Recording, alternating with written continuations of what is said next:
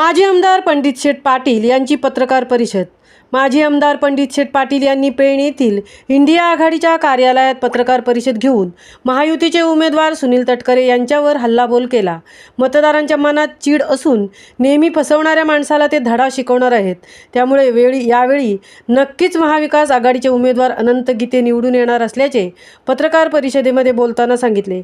यावेळी माजी आमदार पंडित शेठ पाटील, माजी जिल्हा परिषद सदस्य महादेव दिवकर, शिवसेना तालुका प्रमुख जगदीश ठाकूर, युवा नेते समीर म्हात्रे, सचिन पाटील, निखिल पाटील आदींसह उपस्थित होते।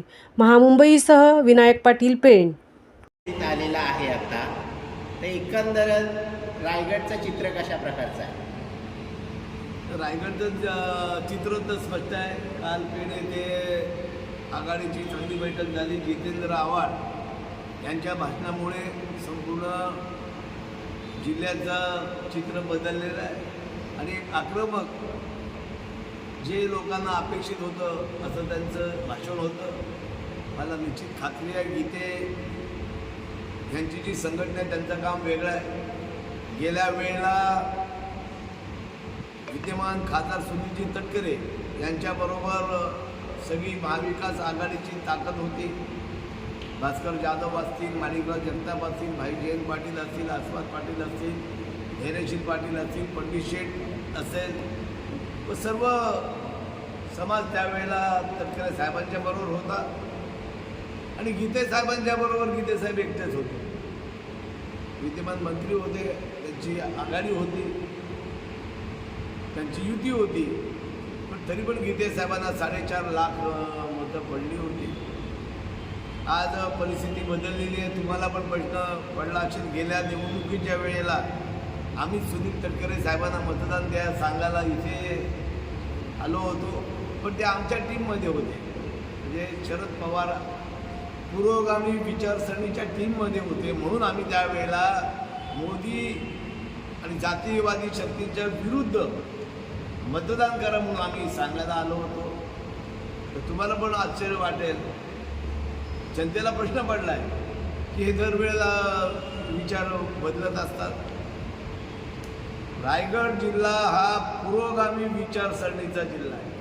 पेण मतदारसंघामध्ये सातत्याने मागचा अपवाद वगळता पुरोगामी विचारसरणीचे आमदार निवडून आले। भाई ए.टी. पाटील असतील, मोहन पाटील असतील, रविशेठ पाटील असतील, पहिल्यांदा त्या काँग्रेसच्या पंजावरती निवडून आले।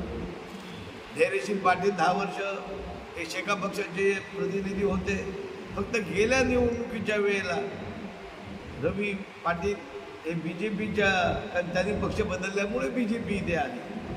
पेण मतदारसंघ आणि विशेषतः रायगड मतदारसंघ हा सातत्याने पुरोगामी विचारसरणीचा जिल्हा आहे। इथे लाट चालत नाही। देशात जरी वेगळी लाट असली तरी रायगडचे मतदार हे जागरूक आहेत। आज गरीब विरुद्ध श्रीमंत अशी लढाई आहे। विद्यमान आमदार फार मोठ्या प्रमाणात खर्च करतात, कार्यकर्त्यांना फार मोठे प्रयत्न करतात त्यांच्या मिटिंगला आणण्यासाठी, पण त्यांची मिटिंगची उपस्थिती कमी असते। बिर्याणी असतात, मटणं असतात, पण आमच्या गीते साहेबांकडे मटण पण नाही, चहा पण नाही, वडापाव पण नाही। पुरी वडापाव म्हणजे शिवसेना, पण तो वडापाव म्हणून देखील सध्या मिटिंगला मिळत नाही। पण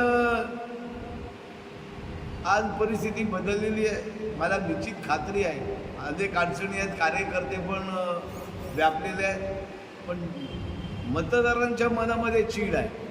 दरवेळेला फसवणाऱ्या लोकांना कधीतरी अद्दल घडवली पाहिजे। मला निश्चित खात्री आहे अनंत गीते यांचा स्वभाव वेगळा आहे, पण गरीब लोकांना कधी त्यांनी त्रास दिला नाही। ते बऱ्याच वेळेला निवडून आले। आज त्यांना शत्रू मला वाटते दुर्बिणीतून शोधून बघायला पाहिजे। सगळे संबंध चांगले असतात, त्याच्यामुळे जरी पैशाचा वापर फार मोठ्या प्रमाणात विद्यमान